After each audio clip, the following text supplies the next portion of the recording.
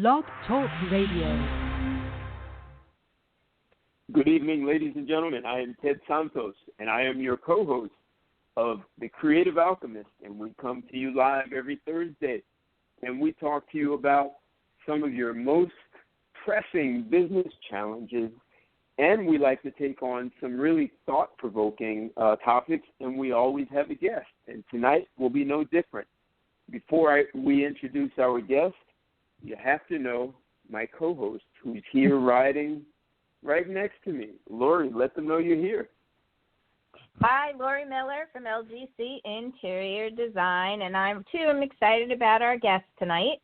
And before we actually introduce you, sorry, Bob, I'm going to thank you to the Floor Store for supporting us and being our sponsor, located at 904 Broad Hollow Road in Farmingdale. Everything flooring that you can imagine. He has usually helpful, knowledgeable in business over 20 years. So stop in if you need flooring. And Bob, so excited to have you on. I'm excited to be here. So tell us a little bit about yourself. I'm sorry, I missed that. I think that Ted said thank you for joining, and I said please tell us a little bit about yourself and what you want the world to know. Oh, wow. Well, my name, as you mentioned, my name is Bob Gaynor. I am in the New York metro area. I am a brand manager and handle clients for many reasons, public relations, marketing, licensing and development of products, and communications. So I do a little bit of everything. Yeah, that's quite a large sum. So you said you do PR and you do marketing. Correct. So I know for me, when I was starting my business, I thought they were one and the same. 20 years later, I'm not so sure about that, but so maybe you could kind of break it down a little bit and explain how it works. Sure. I'll give you a really short answer, and then let me do this. I have a great quote. There's a friend of mine that just reminded me of this quote.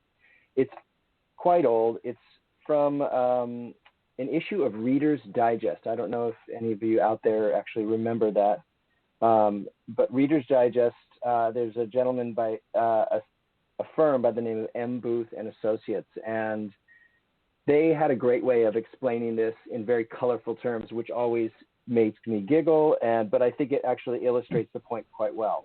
So basically, it goes this way. If the circus is coming to town and you paint a sign saying, "Circus coming to the fairground on Saturday," that's advertising. If you put the sign on the back of an elephant and walk it into town, that's promotion. If the elephant walks through the mayor's flower bed, that's publicity. And if you get the mayor to laugh about it, that's public relations. If the citizens go to the circus, you show them the entertainment booths, explain how much fun they'll have spending money at the booths, answer their questions, and ultimately, they spend a lot at the circus, that's sales. If you did all this on purpose, that's marketing. Interesting. That's very interesting. So I basically, need an elephant. Right, we all need an elephant. Are you kidding me?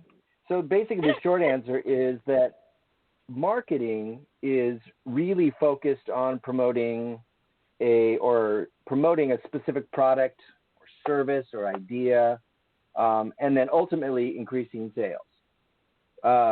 Whereas public relations is really focused on maintaining the positive reputation for your brand or your company or your product itself. So it's really about, if you think about it in two ways, where marketing is sales and public relations is reputation.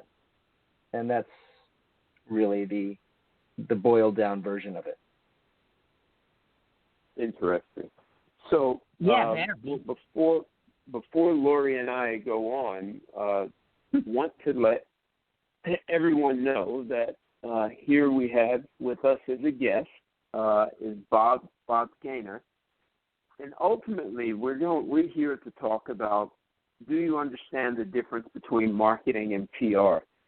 And, Bob, for some people, they might even say, well, why do I need a PR strategy? I already have a marketing plan. So if anyone is wanting to understand the difference between marketing and PR, you already have a marketing strategy or PR strategy and don't see the need to have the other, Bob is an extraordinary resource for you to sort of peel down the layers and have a much better understanding as to how marketing and PR support the successful promotion and reputation of your business. And if you'd like to call in, we'll be taking calls. The phone number is 516-387-1640. That's 516-387-1640. And, this is a huge opportunity because everyone's business needs both PR and marketing. So here's your chance to really get your most challenging questions answered and be able to engage Bob and find out what the differences are. And I even encourage you, Bob, I'm going to put you on the spot. Call and ask him your toughest question you have about marketing, about PR. And you can even bring one of your disaster stories and explain to Bob why you've given up on one or both of those, and we can actually talk you through that. I shouldn't say we, Bob will. So, I'm going sure, what does Ted care, right, Bob? Right. I'll bring a pitfall so that you'll be protected, right? Well, you know what, Bob? So your example about the elephant walking through the mayor's garden, and maybe you made him laugh. So you and I were talking about how you often hear that any publicity is good publicity, even negative publicity. So is that relevant to the elephant walking through the mayor's garden? Yes, absolutely. There is a difference. If you think about publicity being the act itself, and then public relations being the way that we shift the tone of that act so that the audience or the public can feel differently or feel a certain way that you want them to about that act. So in the example, the elephant sits on the mayor's flower bed, which in itself could be could really not be a great thing for the circus. But what they've done is they have found a way to make the mayor laugh about it, and in turn, he now has a better perception of the circus or your product or service. So in terms of there is no such thing as bad publicity, I think what they're talking about here is that something happens, and it can be something that is has a negative influence on your brand. But it's the way you deal with that, and as we all know, our country seems to be let's just put it this way: we are very open now. We're very open to giving people second chances and third and fourth and fifth chances. I think we've just been desensitized, as you and I, Ted, talked about a little bit earlier. I think you can be desensitized, but what it allows for is, if something does go wrong in your business, you have a way to turn that around, and that is through public relations. And certainly that's not what we want as a public relations professional. You don't want, you're not hoping for that negative event at all. But if you have the ability to own that event and really push through it and come out the other side in a more positive light, your audience will eventually have that really have a better view of who you are, what your product is all about, and ultimately, your hope is that they will come and buy or, tag on to your idea or your product or service. Right. So it's kind of like reputation management in the face of maybe a disaster. Maybe that's a strong word in some cases.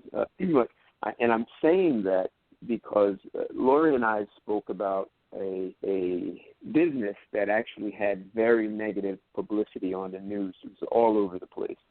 I'm originally from New Jersey. At this time, it was in the 80s, so I was living in D.C. So you may not know about this, Bob. You're from California. So in the 1980s, could have been, I don't know, 85 or something, there was this club, a nightclub called The Limelight. They opened up in Manhattan.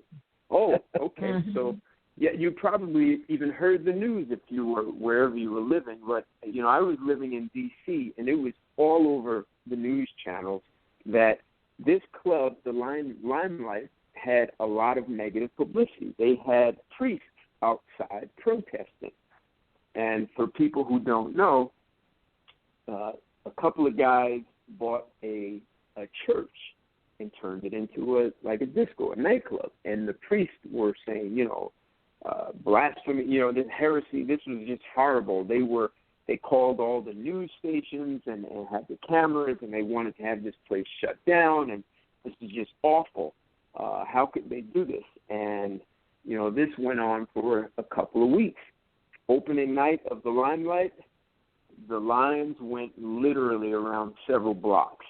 But they had so much free publicity. But I think what they did with the news is they used that negative publicity as free publicity to explain what their club was about, and it wasn't devil worshiping and all. They used it as an opportunity, which I think you're saying they managed their reputation so that at opening night it was a success. Absolutely. It is about starting the conversation. So if there is an event that actually thrusts your brand into the public eye for one reason or another, and it is not necessarily the negative, it is not necessarily the positive event that you were hoping for, there's always the opportunity for conversation. And so through that conversation, you can turn that negative into the positive. And I think we see that, they call it spin, they call it a number of things. But I think we're seeing that, in our society today, that there's an ability to own what if you actually cause the event, this is on another side of it, but if you actually cause the event that's negative, you always have the ability to own it, talk about why you would never do that again, and then move forward. And right. I think, in the case of the Limelight, it actually, that was truly free publicity, and that was, right. That it was, I think that I don't think it was actually a negative, for a certain population, it was certainly negative, but I don't think for their target audience, which is something that we can talk about as well, but their target audience, that was actually just fine for them to have that. Right. So, okay, so maybe you just opened the door, and maybe we should take a step back. So whether it's public relations or marketing, it sounds like you're saying a marketing is rather broad. It entails several things. Absolutely. It's the sign for the circus. It's the painting on the back of the elephant. It is, all this is marketing, sitting on the flowers of the mayor and all of that. So what are the things? I mean, let's just, we've kind of jumped into this. Let's take it back to square one. Or is marketing and PR a matter of the chicken and the egg, like which one comes first? And so that's one question. Is it a chicken and egg, which one comes first? And the second part is, what are the sort of things that you need to know to execute the one that comes first? Right. I don't think it's chicken and egg necessarily. I think that marketing is the overall strategy. It has many things within it. Public relations is within that strategy. And as you mentioned earlier, sometimes you need different teams for different results. So you might have a PR firm that does your PR, and you might have a marketing, like maybe an in-house marketing team.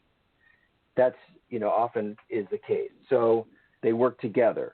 But marketing is the overall umbrella. And so really, when I'm working with a client, one of the first things you always have to do is identify your goals for the product, the service, the brand. And with that, something that I sort of spoke to earlier is your target audience. Do you know who your target audience is? If you're making a product, you have to know who you want to buy that product. And so that is part of your goals. Then you create the strategy, and within that strategy is going to be things like advertising or promotion or publicity. So all those are part of your strategy. Then once you've developed your strategy and you know, okay, I'm going to do this at this time, I'm going to do this at that time, I'm going to do this further down the road, or I'm going to layer each of those. Once you develop that, then you go about execution. And in your execution, this is where you may need to outsource. And if you need to hire somebody, if you're not a marketing genius but you have a great product, you're gonna need to contract or hire a marketing genius to bring that in, because not everybody is all things to every product, right? So execution really relies on the strengths of your company, the strength of your contractors, and then once you've executed your strategy, you need to measure. Today everything's about metrics, right? So we're gonna measure how well that strategy works. And the way in marketing, specifically marketing, you're going to measure sales most likely. You're going to measure how many widgets we sold of that based on the marketing efforts that we did. And you'll get a metric out of that. Sometimes they'll call it a ROI, return on investment, but you really will measure that strategy. If it's public relations, it may not be so cut and dry. Public relations, how you measure that is about you measure how the reputation has been enhanced by your efforts. But you're still measuring. You always have to measure, because once you measure, you can improve, right? You can do it again, but you do it smarter. A friend of mine always says, she is the one that drills this into us. What gets measured can be improved, and I believe that wholeheartedly. If you know, and you're a data a person, Ted, you understand that if you can measure it, you can understand it, and you can do something that is more effective or that costs less. So there really is, several rungs to that ladder, but it always starts off with goals. You go into your strategy, you execute your plan, you measure, you improve it, and then you start all over again. You reassess your goals, you go back you create new strategies, and re-execute. So it really is a cycle, but it's not as difficult, I think, as people make it out to be. It just takes diligence. So I'm listening to what you're saying, and so it becomes really important, as you were saying, know who your target market is. So if we were to take the Limelight example, if they didn't know who their target market is, they could have panicked. These priests are protesting us. However, if you know your target market pretty well, it's what you were saying, like their target market was less likely to be negatively influenced by it. If anything, it may have piqued interest and made people more curious about it. So you have to know your target market pretty well to understand. I'm calling it reputation management, or you and I talk about crisis management, right? So that could have been a crisis, except knowing your target market, it was just free publicity. Exactly.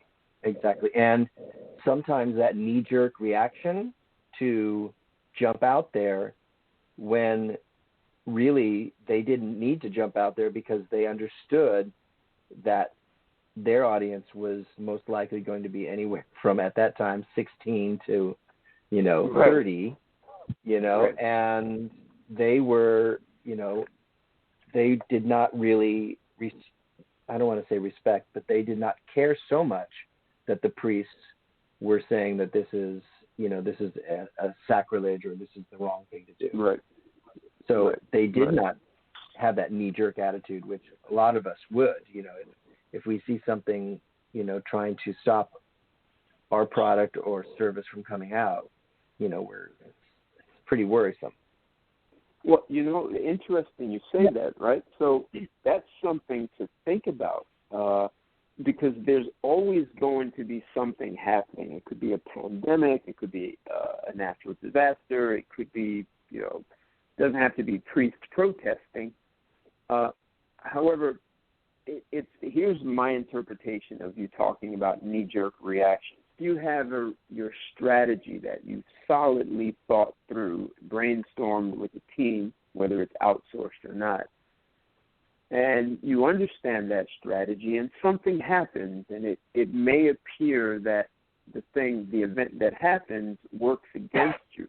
However, if you take a step back, you can really kind of look at it before you respond, and you may find that, hey, this isn't so bad. We can actually use this, as opposed to just running like, we've got to fix it when there's nothing to fix. You can actually leverage it. That's exactly right. And you've got to have that first step, as you were saying, your strategy and understanding your target market. Sorry, go ahead. No. I think you're exactly right. I'm going to interrupt you guys. We've had a caller on hold, a 917 area code. So I don't know if, that's if a New they're Yorker. still on. New Yorker, let's maybe. Hear from them. 917, bring them on. 917, you're live and on the air with the Creative Alchemist. What's your name and where are you calling from? Or maybe they just want to listen. Sometimes people are on mute. Okay, well, they can listen. Let them listen. All right, so carry on. Sorry, guys. Not to worry. I think one of the key elements that you had mentioned was the ability to step back. Right. You have this is it's really with anything you're doing, but you have your strategy in place. You know what you want it to be. We all hit bumps in the road, like we all, in the design world, because what I didn't mention to your audience and to you guys is that I am really focused on the interior design world in the home goods arena. So that is my specialty. So it's not like I do public relations for baby food or, dance clubs in in Chelsea. So I'm very focused on that. And so one of the things, those bumps in the road that came about was this pandemic, right? And everything had to shut down. So rather than immediately into getting rid of your entire staff, cutting down, you've got to pull back, way back. Rather, if you step back and look, okay, how is my audience or what is my target market? What are they thinking? What are they needing at this moment? So I've got my strategy, but I step back and I see that my strategy needs to shift a little. So rather than me doing all in-person meetings and reach outs to my vendor partners in person, I'm going to now allow them to do it remotely. And then I'm also going to start adjusting my presentation packages so that everything can be electronic to make everybody comfortable, so that I can continue to move my business forward. So it's really about stepping back. When if anything happens, you take a moment, you take a breath, and then you make a new decision of whether or not it needs to continue on its path or if you need to make a shift in focus. Okay. So Very good. I guess it's very good. So here's a question I'm sure most people want to know. How do you know when to hire a PR person, and how do you know when to hire a marketer? So when somebody that is going to help you with marketing, I think you should hire right away because anytime, let's put it this way, if once you have a product or a service that you can sell, you need to market.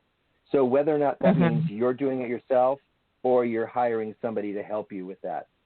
But as long as you have that product, service, or idea to sell, you need to market, and you need to always be marketing. Or on the public relations side, the when is a little bit nebulous, but I will tell you the best time to hire a public relations professional is when you have something to promote. If you have new projects, so Laura, you're an interior designer.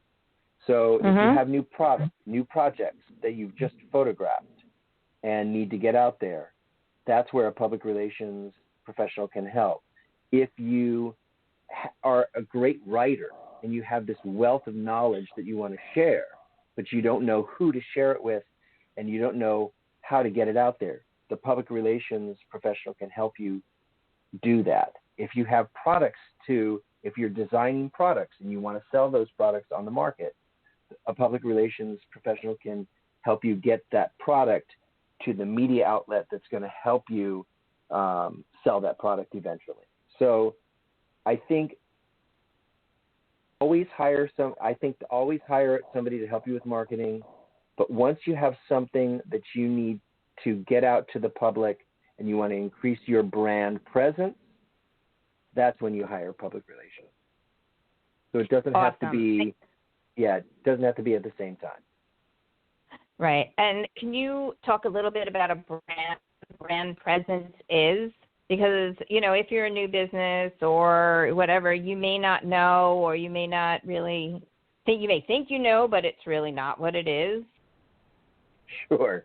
So, I think a lot of people don't really understand their own brand. So if you are, whether you're an individual designer like yourself or the company that Ted works for, each of those entities is not necessarily a Coca-Cola brand. It's like not necessarily your logo, but you really are a brand. Everything you say, everything you do, everything you put out publicly, everything you sell to your clients, the way you sell it to your client, that's all part of your brand. And whether you understand it or not at the outset, I don't think people have to. I don't think you really have to understand it right away. I think you develop over time. And once you started developing, you really have to look back and say, how am I doing each of these things? And how can I do, first of all, what works? And then how can I continue to do it on a consistent basis so that it reinforces that aspect of my brand? So if, part of your brand is that you're an incredible writer and you have a great message to put out, and part of your brand is really connecting and communicating with your clients on a personal level. Not everybody can do that, right? Sometimes people are really pulled back. But if you really connect on a personal level and your clients respond to that, that's part of your brand. And so everything you do needs to follow in that trajectory. So you're saying, so it's whatever you put out. You don't want to put out something that's cold and stark when you have a very warm personality and you are speaking with your clients in a very personal way. That's not the message that you want to put out. You want to really stick to the original and the really consistent side of your brand. Very interesting. Yeah, because I guess people, you think of brand, you think, okay, my stationery, my colors, but you don't really take it globally and say, oh my God, everything I do. Right. So yeah, I think everybody really thinks of that as what's my logo? What are my colors? What is the bag I'm carrying? That's my brand. No, I mean, really, that is just window dressing for the brand.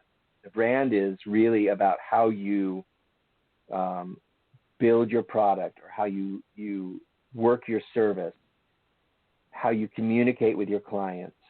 That's all your brand, really. Who you are is your brand, and especially for a lot of people who are running their own businesses. The business is not necessarily a brand. The person is the brand. Eventually, that gets transferred to the product, and then suddenly that product can be the brand. But it all starts off with how you work your business, and the consistency with which you do it. That is truly how you create that brand. Well, we have a president of the United States who definitely has a brand. Yes. Yes. Yes, that is, he does. and he's used that brand. And if you know anything about the way he worked in real estate, he did not actually build and own much of anything. Mostly he licensed. That's another whole side of it. He licensed his brand to those buildings that were being built.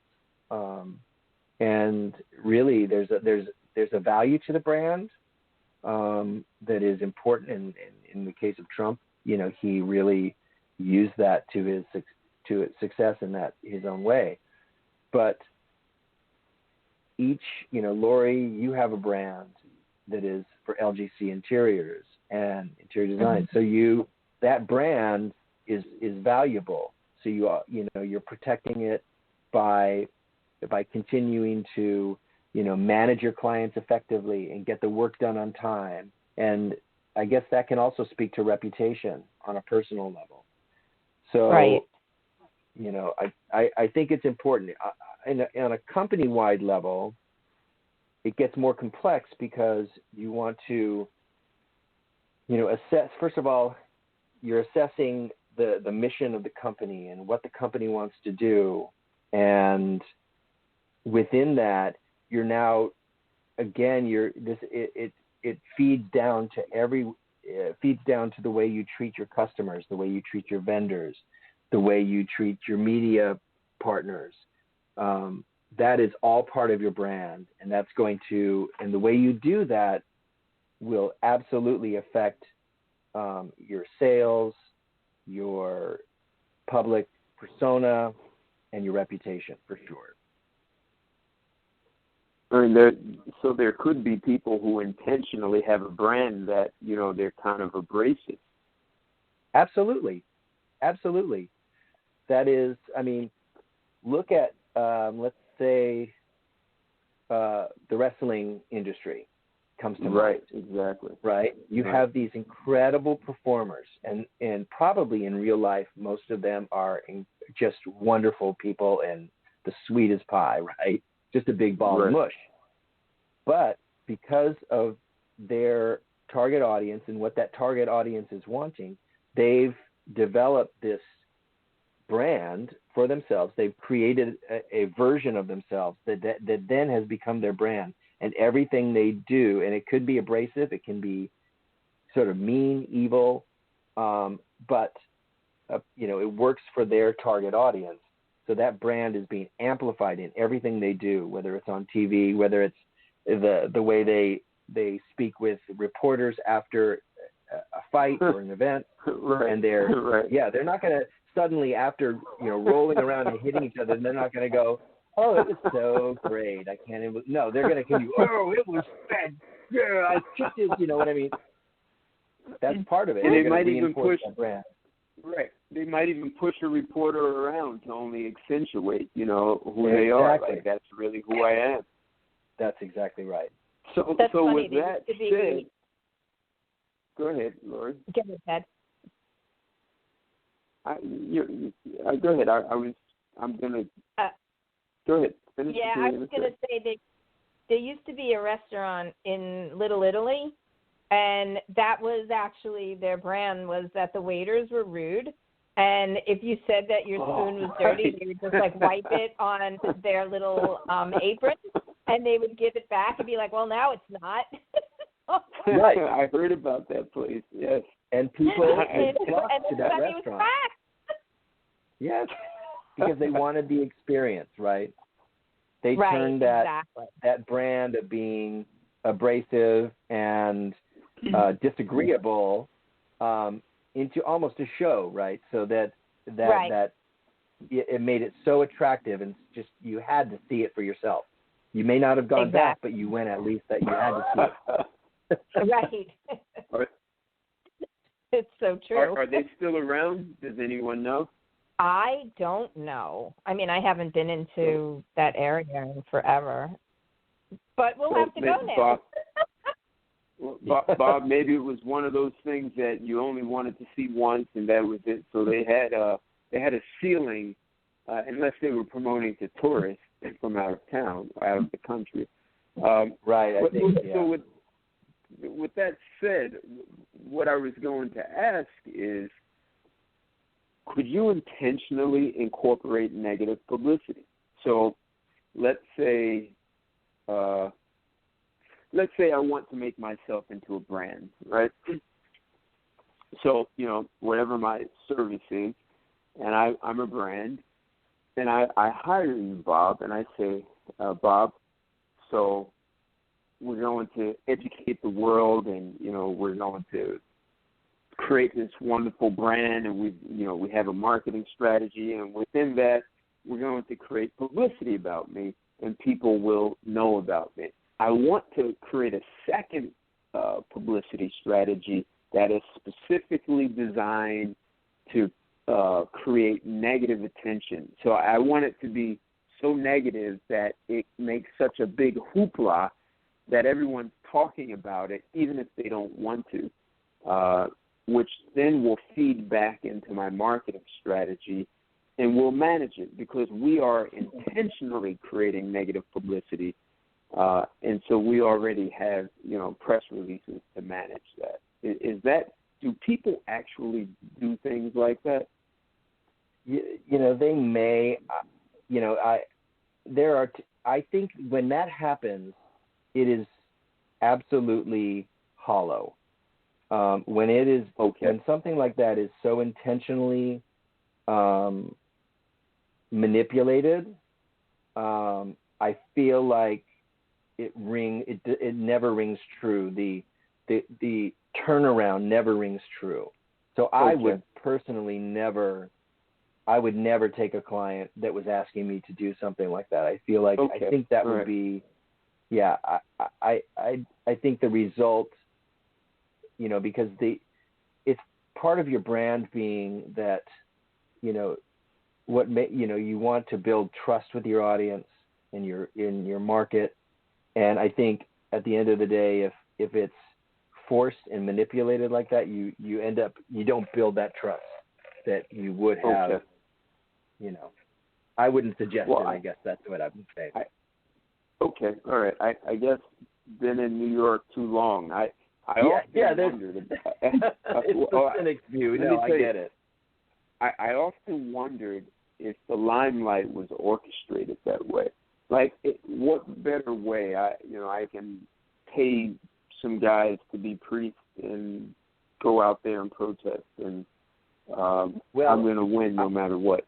Right. I'm not saying that it's not done, but I think that it sounds nefarious, and maybe in our cynical political climate, maybe there's some of that going on. I don't know, but in terms of really having a healthy, stable brand presence, I don't think that actually happens in the real world. Okay. Now, what could be done then is, hey, here's here's the way I want to be seen in the world, and then to actually strategically think through, here are some of the things that could go wrong. Like, so how do we sort of, we're going to mitigate that in advance, right? Oh, absolutely.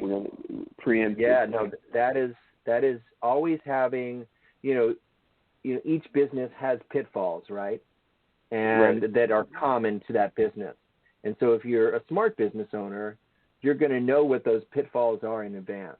And so if you figure out a way to move through those and to, like, as you mentioned, mitigate that response, you're going to be able to react quickly to anything that happens. So in the case of, let's say you're building a product and you have an idea that there's always a possibility that product could fail this way, and you put that product out there. Before you put that product out there, you've decided we're going to create a strategy just in case that happens, based on this reason, so that as soon as that happens, you're not caught with your pants down. You just say, this is, you have the way to move through it and come out the other side. And perhaps it's about having another product right behind it to put in its place so that you can, you know what I mean? Sure. What happens, right? You find your PR people, you want to hire them, and they won't take you. Do you take it personally? Do you ask why? Do you, are there reasons why a PR company wouldn't take you on? Sure. Sometimes if it's out of their market, if it's not in their specialty, there are many PR professionals really live in specific markets. So a friend of mine out in California, he is hyper focused on children's toys, on the toy market. So he knows everything about toys. He knows when they're introduced. He knows the media outlets, how to get those out to, he knows when it's getting ready, say it's October, and he knows who to contact at the Today Show to get the toys on the Hot for Christmas launch, right? So people, a lot of PR agents are very specifically oriented to a specific market or a specific category. Another reason why they would maybe not want to work with somebody is that person or that brand doesn't have the collateral that they feel that they could work with. So if there's if a brand is is not quite far enough along in its life cycle and they don't have enough behind them that they don't feel that there would be effective, then that's certainly a reason that somebody could say, and if somebody came to me and said, I would love to work with you, I'm just starting out, I have no clients, I want you to make me famous. That's not going to happen. You need something behind it. Okay. I think I may have done that when I first started out. Several people. Well, in your case, I might call it chutzpah. You are, sometimes that is enough. Okay. Yeah, because, I would think, here you are starting out, you need that, but then, you're not getting it, and then what do you do? So it's kind of like, well, yeah, I want to have that, but then I need someone to help me get that, but you won't take me because I don't have it. It's like the catch-22. Yes, I agree.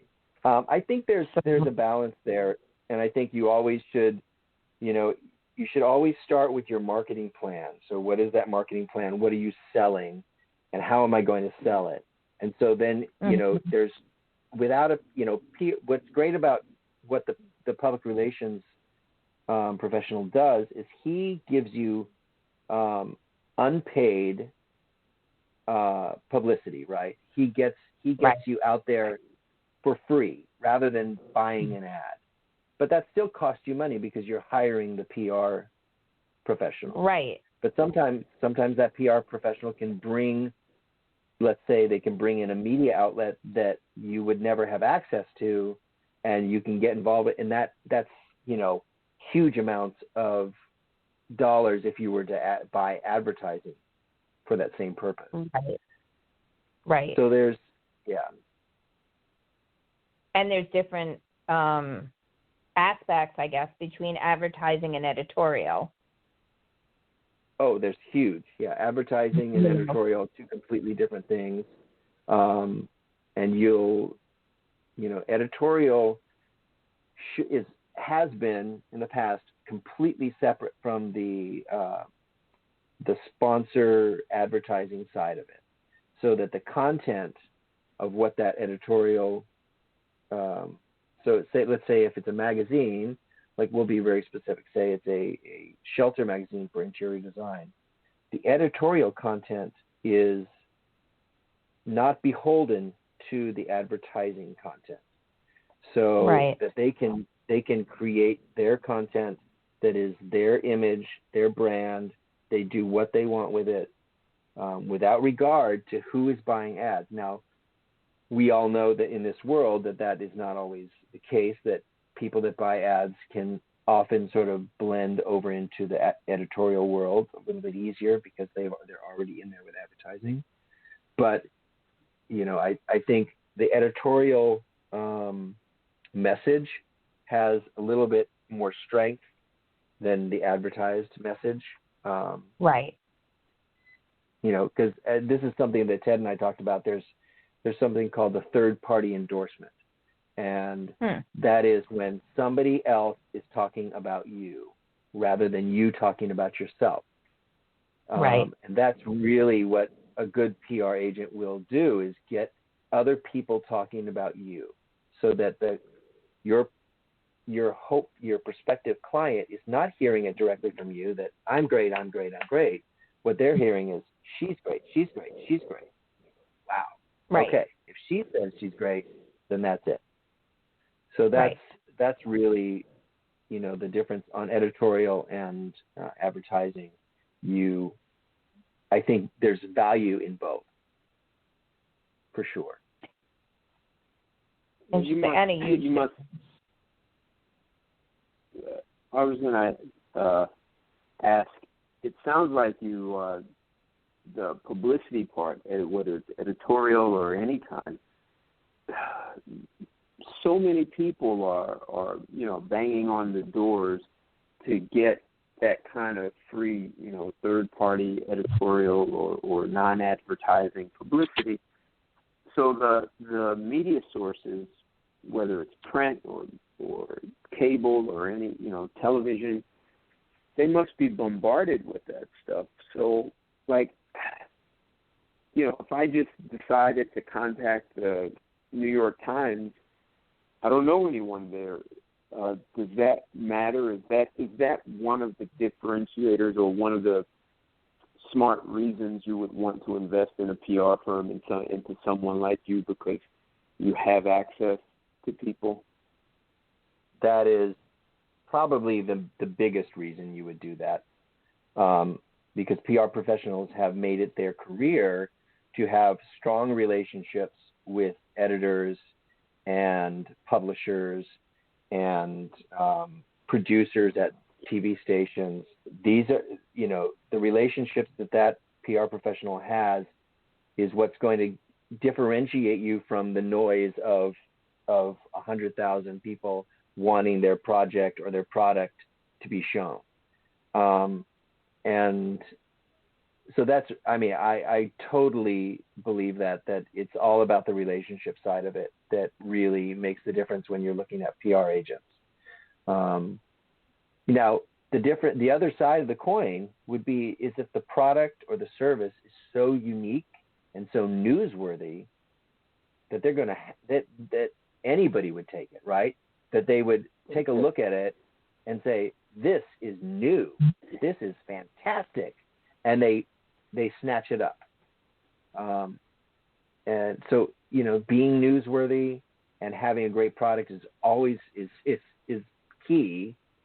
But then layering in there, you're going to want that relationship so that you're going to be at the front of the line when it comes to getting into that media outlet, whether it be TV, cable, magazine, newspaper. And this is not to say that you can't do this yourself. I know many professionals who, have made it, have taken the time to develop those relationships with local newspapers, local magazines, national editors. They go to events where they meet those national editors and have strike up conversations and start to develop, if you could call it a professional friendship. And, that's part of it too. I know many people that do it that way too. I think if you are relatively new to to your business, you've still got something to sell, but you're relatively new and you don't know that side, the media side or the publishing side or the producing side on TV. You don't know it that well. It can help to, and you don't have time to really spend years making those relationships. And certainly a PR professional would be the way to go. Okay. Part of the reason I asked is because about 9 or 10 years ago, I wrote an op-ed piece about Chrysler, and it was about how Chrysler could turn itself around and completely rebrand itself.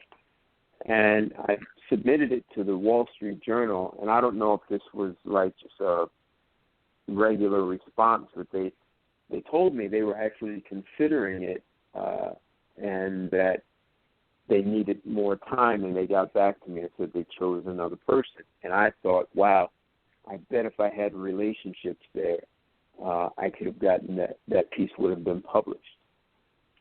Well, probably. I agree. Probably. And the reason, first of all, the reason that they got back to you at all was because that it was a good op-ed. They get hundreds of submissions a day. So they don't respond to everybody. But I find that on the editorial side, the response, because of the relationships I have, I either get this is terrific and I'm going to do something with it, or usually it's this is not quite right. Or I get, I really like this. I'm going to see how it fits into my editorial schedule, and then I'll get back to you. And sometimes it doesn't work. And sometimes it does, at the end of the day, they say it's not quite right for the flow that I need for the rest of this year. But if you would let me hang on to it, we could see about next year, whatever that may happen. Right. Okay. Interesting. Very awesome. So I think we still have 2 minutes left. Awesome. Closing in, yeah. I have a question that sort of piggybacks what we were just discussing. So, Bob, let's say you do, a great job with the person in the publicity, and it works. And let's say Lori's your client, and Good Morning America wants her to come on. I mean, maybe Lori hasn't done a bunch of interviews in television or radio. Is that part of your service too, to help polish the person so that they can deliver in sync with the brand that they are committed to promoting? Absolutely. I think anybody worth their salt would do as much as they can to prepare their client for whatever interview they're going to be embarking on, whether it's TV or it's a reporter from a local newspaper. Making sure that your client had the information that they needed, that they were going to feel, most of all, if it's on camera, most of all, it's about feeling comfortable, right?